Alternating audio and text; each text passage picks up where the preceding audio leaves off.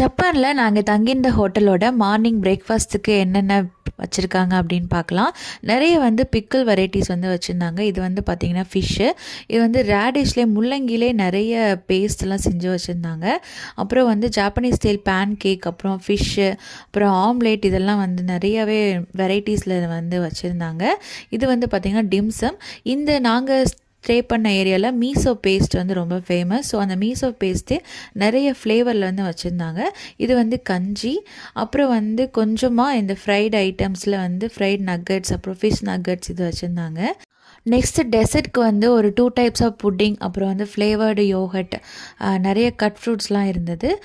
Pan cake பார்த்திங்கன்னா ரொம்ப ஃப்ரெஷ்ஷாக ஹாட்டாக மேக் பண்ணுற பேன் கேக்லாம் வச்சுருந்தாங்க.